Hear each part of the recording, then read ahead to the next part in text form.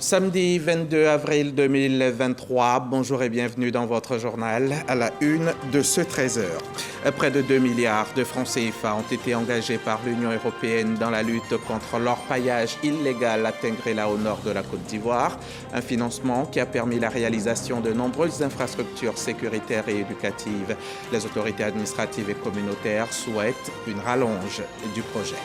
Dans ce journal, on fera un tour au plateau. La commune a abrité hier la cérémonie de restitution des travaux d'embellissement de l'immeuble La Pyramide. Le projet est dénommé Pyramide 2023. Demain est déjà né, célébrant ainsi le cinquantenaire de cet immeuble. C'était en présence de plusieurs membres du gouvernement. L'Afrique a son premier centre de production de vaccins à base d'ARN messager. Il est installé dans la ville sud-africaine du Cap. C'est une réponse à l'épineuse question d'équité et d'inclusion en matière de vaccins soulevée lors de la crise sanitaire. Montant du projet, 117 millions de dollars, soit 60 milliards de francs CFA, grâce au soutien de l'UE, de la France, de l'Allemagne et du Canada. En Côte d'Ivoire, la lutte contre l'orpaillage clandestin s'accentue. L'Union européenne vient d'engager 1,6 milliard de francs CFA dans la lutte à Tengrela, dans le septentrion ivoirien.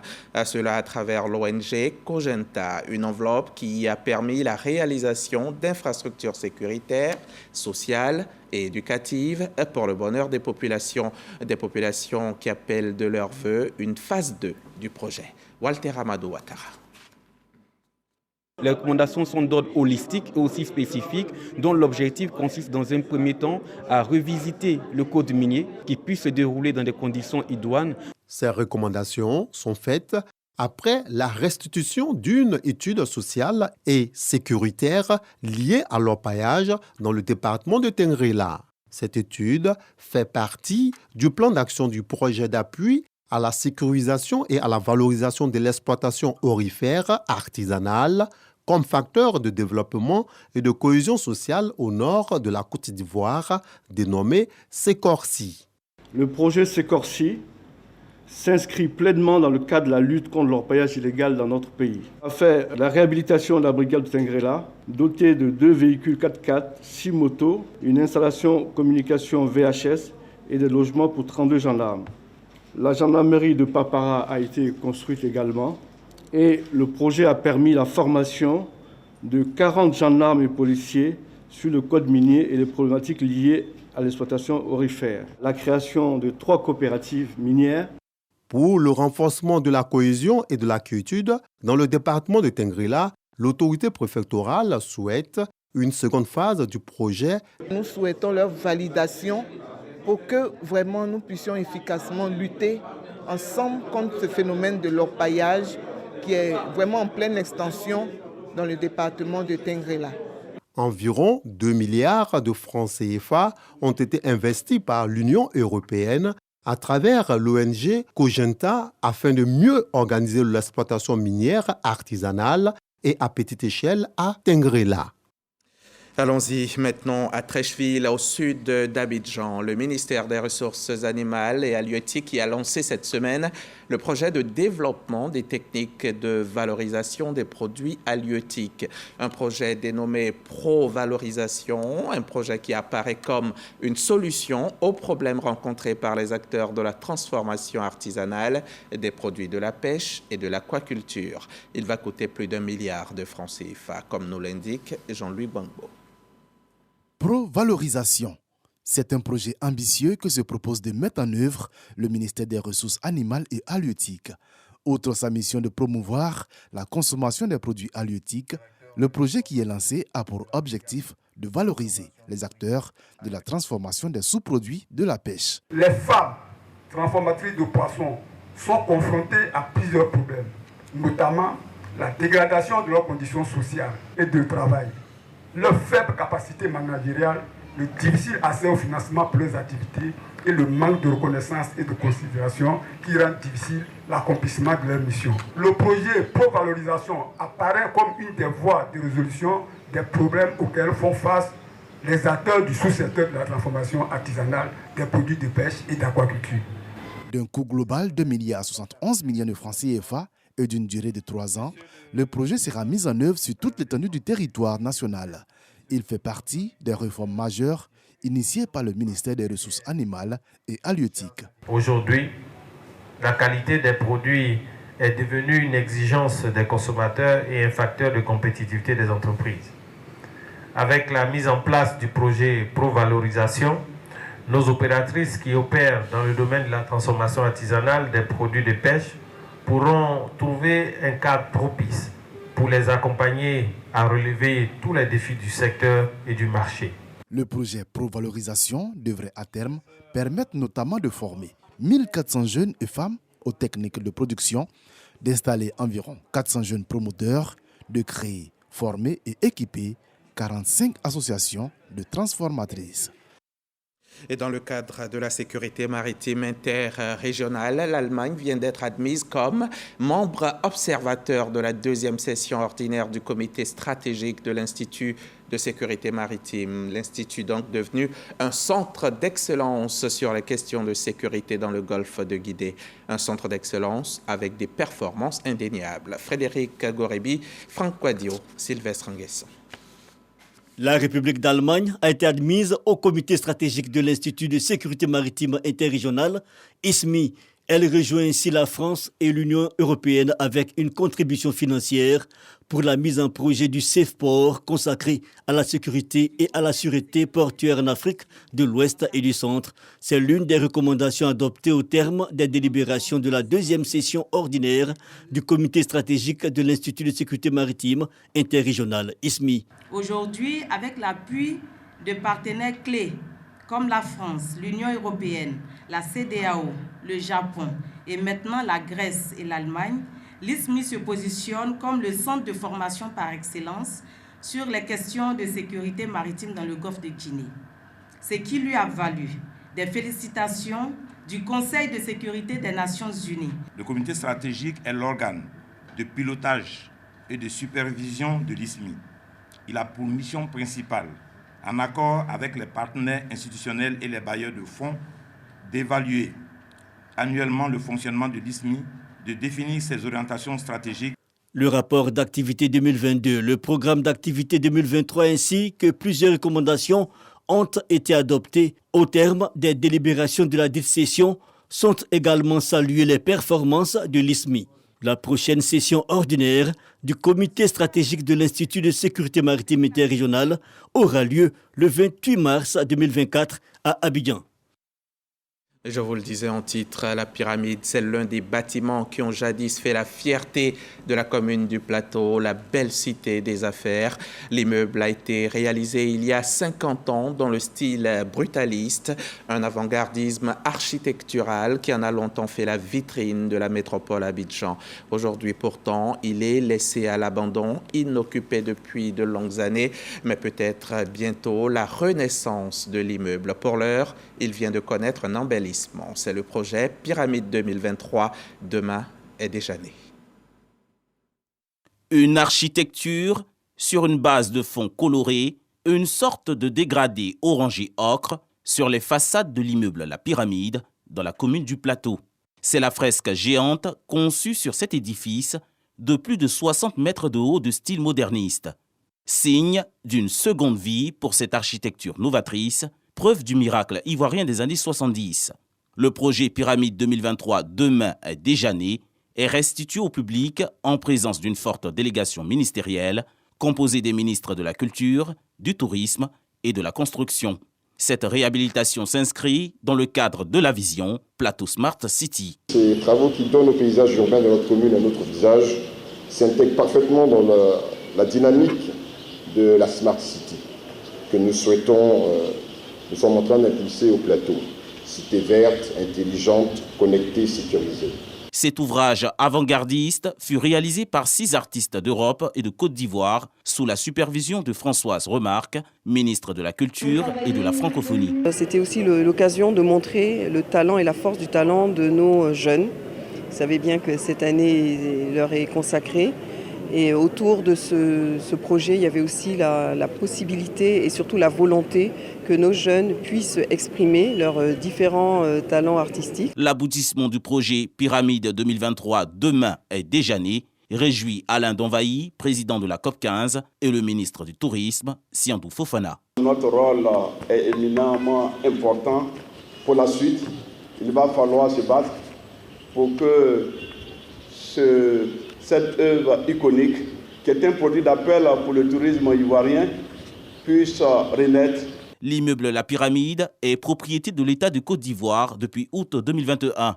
Ce projet sonne comme un nouveau départ pour le ministre Bruno Koné avant sa réhabilitation totale. C'est une œuvre d'art en quelque sorte, donc il faut maintenir cet esprit-là d'œuvre d'art et nous pensons, nous avons déjà quelques personnes, quelques investisseurs intéressés avec qui nous continuons de discuter.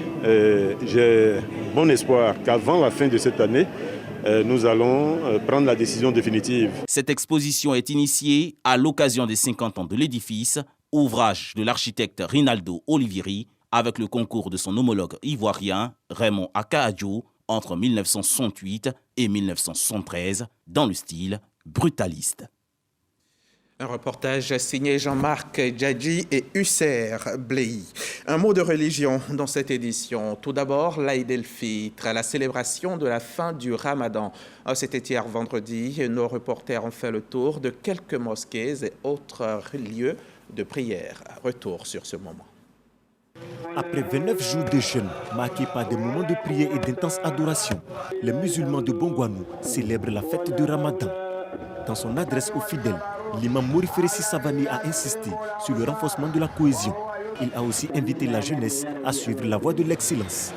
Dans cette célébration de l'Aïd el-Fitr, la communauté musulmane de Bongouanou a bénéficié du soutien des autorités administratives et du député de la localité. Que la paix règne ici à Bongouanou et que la cohésion soit entre les enfants de Bongouanou. Des prières et bénédictions ont été faites pour la stabilité dans toute la région du Mourouni.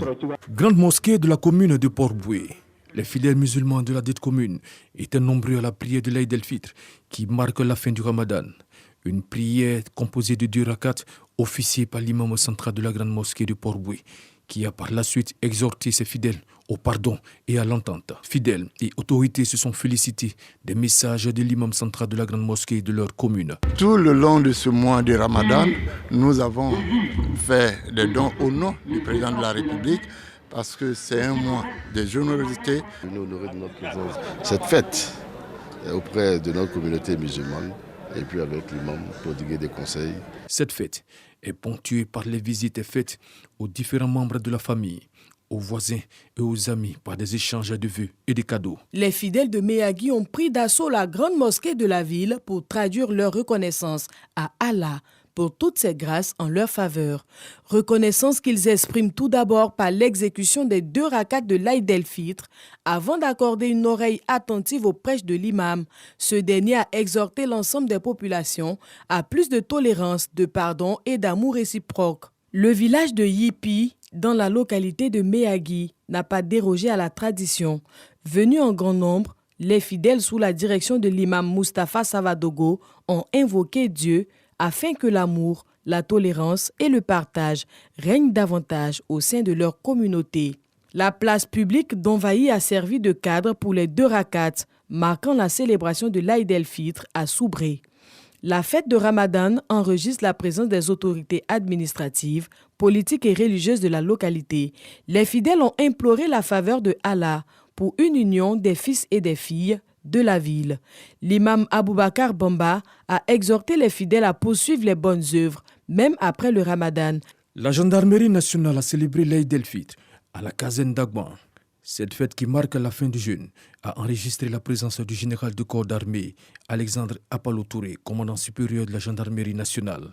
À cette occasion, le premier responsable de la maréchaussée ivoirienne a appelé ses collaborateurs à demeurer des hommes exemplaires. Il les a aussi invités à prier pour toute la nation, mais surtout pour toutes les forces de défense et de sécurité. À son tour, l'imam Abdul Kader Doumbia, aumônier auprès de la gendarmerie nationale, a exhorté les fidèles à cultiver l'amour, la solidarité et la tolérance. Dans la commune de Trècheville, des milliers de fidèles se rassemblent pour l'Aïd el-Fitr qui marque la fin du mois du Ramadan. Pour les musulmans, la célébration de l'Aïd el-Fitr est l'une des plus grandes fêtes de l'islam. François Michia à la tête du conseil municipal, s'est rendu dans les mosquées et espaces de prière pour apporter son soutien à la communauté. Le premier magistrat a saisi l'occasion pour prier aux côtés des fidèles pour la paix en Côte d'Ivoire. Selon lui, la coïncidence avec le carême chrétien est le symbole de l'unité entre les Ivoiriens. À l'instar des autres mosquées du pays, les marins militaires ont fait la prière de l'Aïd el-Fitr sous la direction de l'imam Nour Konati, imam de la mosquée de la Marine nationale. Traitant le thème de l'événement, l'imam Nour a demandé aux populations et aux marins musulmans de continuer les prières et invocations pour le pardon, la paix et la stabilité en Côte d'Ivoire. Pour lui, les soldats musulmans de la Marine nationale doivent donner l'image d'une armée forte et rayonnante au service de ces populations. C'était donc la célébration de l'Aïd el-Fitr hier vendredi à Abidjan et dans quelques villes de l'intérieur du pays. Et l'islam est une religion de tolérance et de paix. Le Conseil des Majlis en Côte d'Ivoire vient d'initier avec les imams, les leaders d'associations, une rencontre d'échange sur la paix, la cohésion sociale et le vivre ensemble. Patricia Omouetia et Khalil Diomandé étaient à cette rencontre. Le Conseil supérieur des Majlis en Côte d'Ivoire a rencontré les imams et les leaders. L'objectif est d'échanger sur certains sujets, notamment la cohésion et la paix.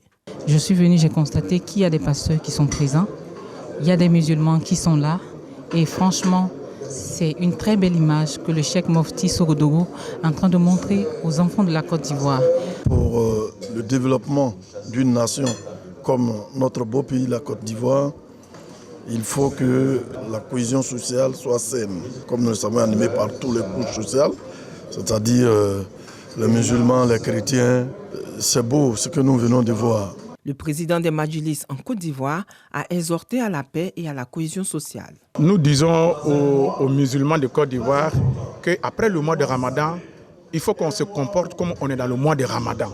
Il faut qu'on soit des musulmans exemplaires. On reconnaît la Côte d'Ivoire avec l'islam de paix. Les Majlis sont des fidèles qui se réunissent pour apprendre le Saint-Coran et les valeurs de piété. Désormais en association, les Majlis entendent mettre en œuvre des projets, notamment la construction d'une école et d'une chaîne de radio.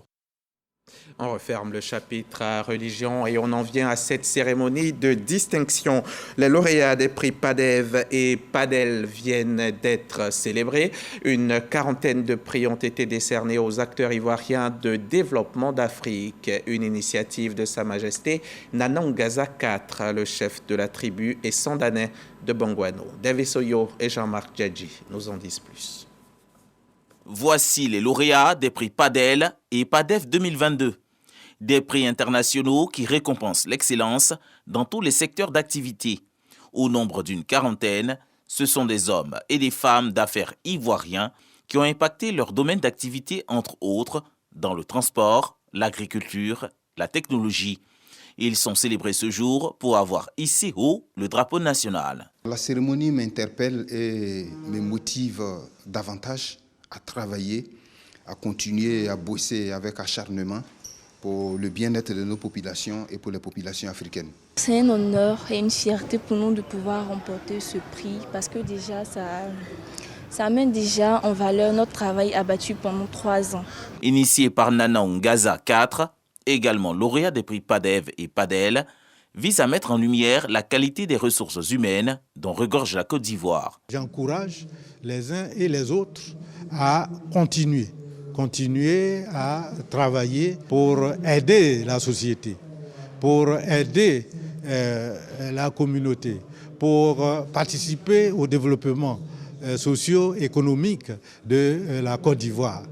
Invité spécial à ce rendez-vous d'excellence, Sa Majesté Kéréma Abrafi Koto Florence, reine-mère des communautés de la CEDEAO et d'Afrique. Je les encourage à continuer à travailler dans l'investissement et développement en Côte d'Ivoire et d'autres pays en Afrique. Les prix PADEL et PADEV 2022 ont été remis aux lauréats ivoiriens, respectivement à Casablanca, au Maroc, et à Kigali, au Rwanda.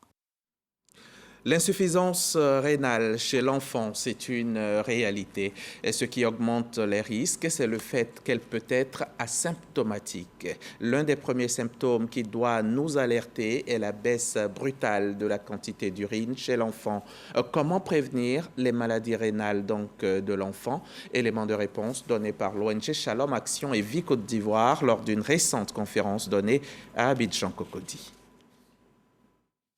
10 nouveaux cas d'insuffisance rénale infantile sont enregistrés chaque trimestre par l'unité de néphrologie pédiatrique de l'Institut d'hygiène de santé publique d'Adjamé. L'insuffisance rénale est une diminution du fonctionnement des reins. La pathologie entraîne un dysfonctionnement qui ne filtre plus correctement le sang de l'organisme. Les signes cliniques sont connus. L'insuffisance rénale est une réalité chez l'enfant. Cette insuffisance rénale peut commencer depuis la naissance jusqu'à l'âge de 18 ans. Donc il faut y penser et prendre en charge. Et j'ai insisté sur les causes parce qu'il y a beaucoup de paludisme qui entraînent l'insuffisance rénale aiguë chez nous. Il y a les angines mal traitées, il y a l'automédication.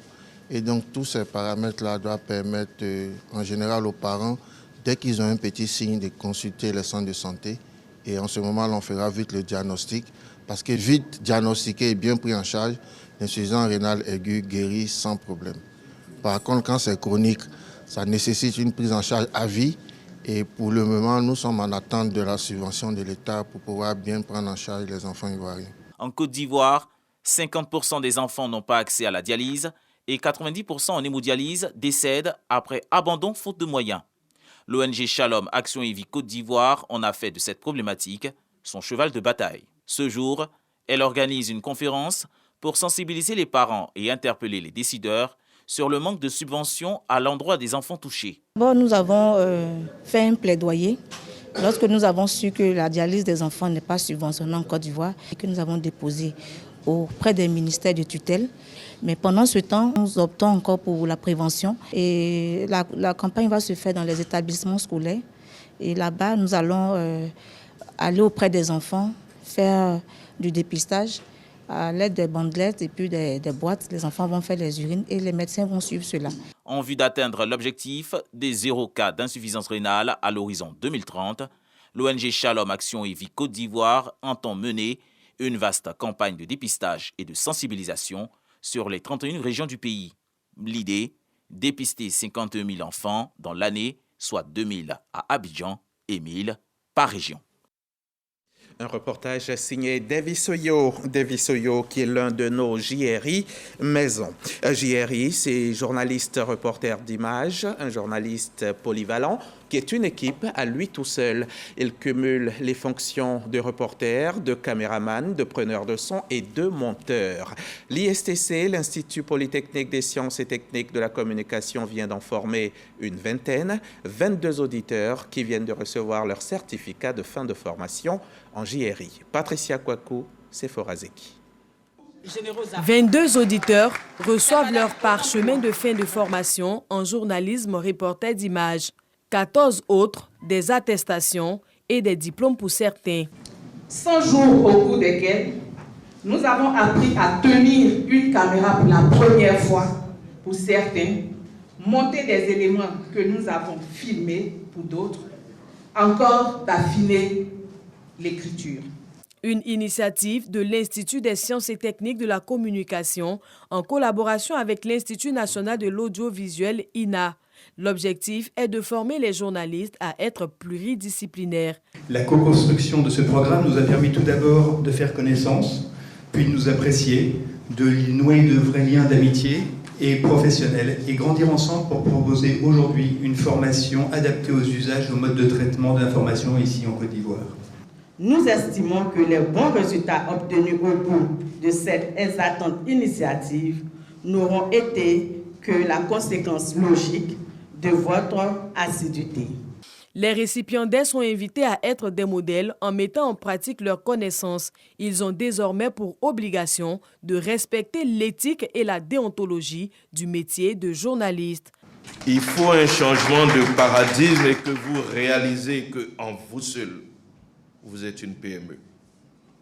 Si vous êtes journaliste, vous êtes cadreur, vous êtes monteur, vous êtes preneur de son, vous êtes conducteur, vous êtes à vous seul une PME. Cette formation a duré 100 jours. Les auditeurs sont aptes aujourd'hui à faire la captation d'images, l'écriture du reportage et réaliser le montage. On quitte l'ISTC et on part à l'Université Félix Houphouët-Boigny. C'est pas très loin. L'Université Félix Houphouët-Boigny d'Abidjan-Cocody, où il était question cette semaine d'une rencontre sur l'autonomisation de la femme par le numérique. Une formation initiée par la Commission nationale de la francophonie. Le reportage de Diarasouba Ami est commenté par Didier Nguessan. 50 apprenants issus des fêtières des industries culturelles et créatives, en abrégé ICC, sont formés au numérique.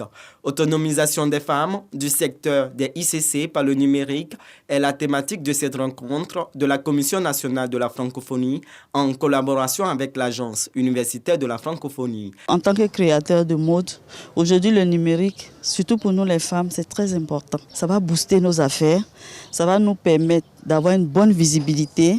L'autonomisation de la femme par le numérique demeure un enjeu crucial pour la promotion de l'égalité des sexes. Nous avons l'occasion, en faveur du 20 mars de la journée de la francophonie, d'aider la Commission nationale de la francophonie à entrer dans le thème annuel qui est la formation culturelle.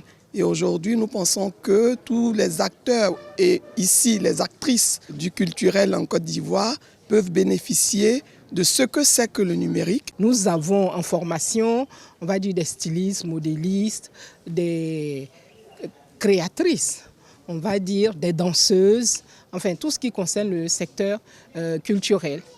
Et on va leur permettre de bien utiliser les outils du numérique et également leur apprendre comment, à partir de ces outils-là, elles peuvent améliorer leur activité. L'apprentissage par le numérique est soutenu par le ministère de tutelle. Nous espérons qu'à l'issue de cette formation, ces jeunes personnes qui sont aujourd'hui en activité ou de début d'activité permettront, comme le souhaite le président de la République, déjà de vivre de leurs activités, aussi de créer des emplois parce que c'est une chaîne à travers elles, à travers le réseau qu'elles vont constituer, à travers la connaissance à laquelle ils vont avoir accès. Cet atelier se tient en marge de la Journée internationale de la francophonie 2023 qui s'est déroulée le 20 mars dernier.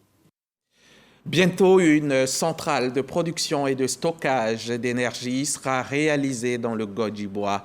Le district autonome et un consortium d'investisseurs privés viennent de signer le mémorandum pour sa construction. Un projet dont la réalisation sonnera le top départ du développement en matière énergétique. On en sait plus avec Jean-Marc Djedji. L'énergie solaire à Bayota et bientôt dans tout le district autonome du Godjibois. Une convention est signée entre le ministre-gouverneur Louis-André Dakouri-Tablé et des investisseurs privés. L'enjeu, la construction d'une centrale de production et de stockage d'énergie solaire de 10 MW sur un site de 24 hectares. Abdelhamid Maghribi, chargé du suivi, rassure les autorités du Godjibois quant aux avantages du projet.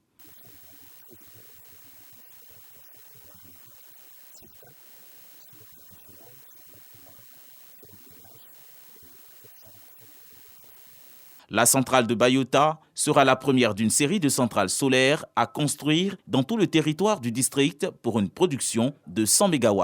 Une satisfaction pour le ministre Alcide Djedje et les autres cadres de la région.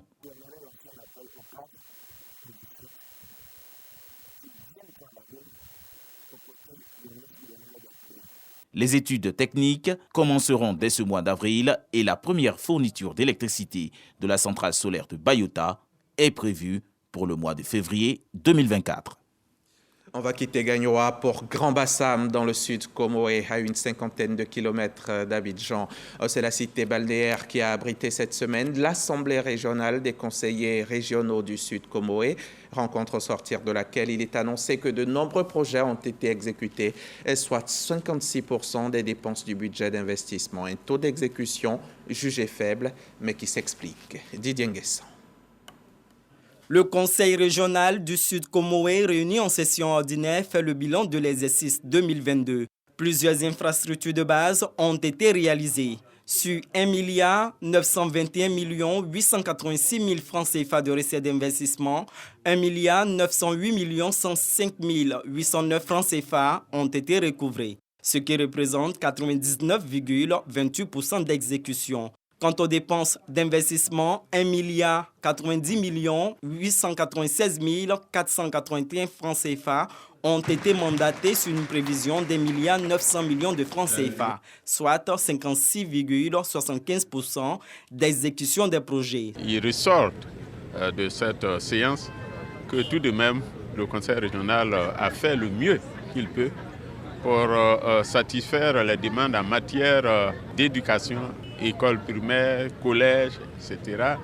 Également en matière de centres de santé, d'hôpitaux, de construction, d'équipements. Les départements d'Aboasso, Adiaké, Grand Bassam et Tiapoum, avec leurs 17 sous-préfectures, sont sur le chemin du développement, à en croire les conseillers régionaux. L'année de la jeunesse, le président de la République l'a décrété comme tel, mais nous avons eu le flair de nous inscrire déjà dans la vision du président pendant toute la durée de notre mandat, de sorte que la jeunesse a eu également sa place dans notre bilan en matière de sa promotion, en matière de création d'activités génératives de revenus. Avec ses 7189 km², la région du Sud Comoé compte 500 villages et plus de 300 campements. Que ce soit l'électricité, l'ouverture des voiries ou la construction d'écoles et centres de santé, tous espèrent le développement. On va refermer le journal avec cette information qui nous vient d'Afrique du Sud. C'est le premier hub de transfert de technologie de l'ARN messager qui a été officiellement inauguré jeudi, lancé donc en plein cœur de la pandémie de Covid-19, notamment par l'Organisation mondiale de la santé. Ce centre doit permettre de partager le savoir-faire pour fabriquer localement des vaccins ARN avec d'autres pays à revenus faibles et ne plus dépendre entièrement de l'offre mondiale. Le continent souhaite produire localement 60% de ces vaccins d'ici 2040. Tâchez-vous de rester en bonne santé. Demain, je reviens pour le grand journal du dimanche.